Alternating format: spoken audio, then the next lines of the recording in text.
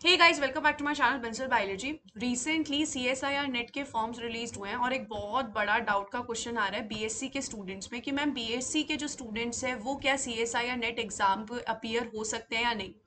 आज उसी के बारे में हम बात करने वाले हैं। ये जो आपके सामने स्लाइड है ये है सीएसआईआर नेट की इंफॉर्मेशन बुलेटिन। इसमें हम देखते हैं कि 2022 जून के लिए एलिजिबिलिटी क्या दी हुई है।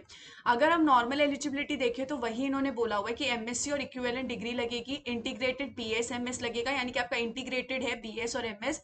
4 ईयर बीएस होगा या फिर बीई होगा, बीटेक होगा, बी फार्मा होगा, एमबीबीएस होगा 55% के साथ, और कुछ रिलैक्सेशन है बाकी कैटेगरीज के लिए। उसके बाद अगर हम यहाँ पर देखें तो इन्होंने क्या बोल रखा है, कैंडिडेट्स एनरोल्ड फॉर एमएससी और having completed 10+2+3 years of the above qualifying examination. कि आप अगर एमएससी में हो, भले ही एमएससी के फर्स्ट ईयर में हो, भले ही एमएससी के सेकेंड ईयर में हो, किसी भी सेमेस्टर में हो, आप दे सकते हो सीएसआर का एग्जाम। इन्होंने सिर्फ इतना लिखा है, कैंडिडेट्स एनरोल्ड फॉर एमएससी।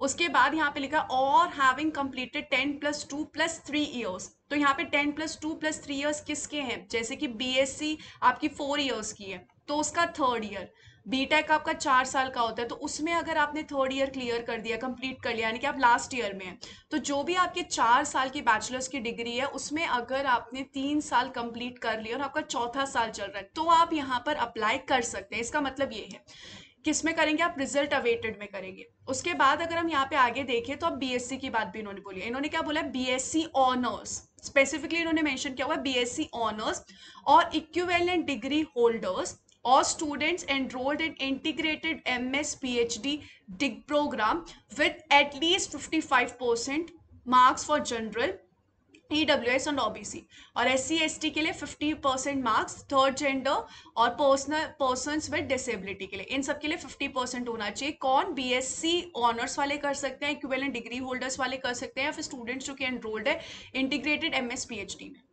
अब इससे फायदा क्या होगा, कैंडिडेट्स जो हैं जिनके पास ये बीएससी डिग्री है, बीएससी ऑनर्स की डिग्री है, will be eligible for CSIR fellowship.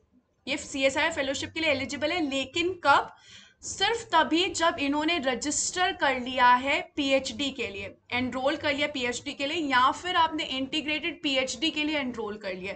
तो ये भी बहुत एक अच्छी बात है कि इंटीग्रेटेड पीएचडी के लिए एनरोल कर लिया तभी भी आपको ये मिल रही है fellowship within the validity period of 2 years, यानी कि जिस दिन आपका रिजल्ट आया उसके विद इन 2 ईयर्स आपको एनरोल करना है इस प्रोग्राम में। Candidates possessing only bachelor's degree are eligible to junior research fellowship. आप सिर्फ जूनियर रिसर्च फेलोशिप के लिए हो, लेक्चरशिप के लिए नहीं हो। तो बीएससी ऑनर्स के जो स्टूडेंट्स हैं वो अप्लाई कर सकते हैं, इक्विवेलेंट डिग्री वाले कर सकते हैं, या फिर इंटीग्रेटेड एमएस पीएचडी वाले कर सकते हैं अप्लाई। बाकी यहाँ पे कोई अप्लाई नहीं कर सकता है। और ये सब जो है, ये अगर अभी भी एमएससी कर रहा है कोई बच्चा, या फिर कोई ऐसा है जो फोर्थ ईयर में है, लास्ट ईयर में है, वो यहाँ पर रिजल्ट अवेटेड कैटेगरी में करेंगे, और जिनका यहाँ पर क्लियर हो चुका है वो नॉर्मल अप्लाई कर सकते हैं। सो आई होप गाइज इससे आपका एक बहुत बड़ा डाउट क्लियर हो गया होगा। Thank you so much for watching this video. अगर आपके किसी दोस्त को ये डाउट है तो कृपया करके उनके साथ जरूर शेयर कीजिएगा। Thank you so much guys, bye bye, take care, all the very best for your preparation and for the examination, take care.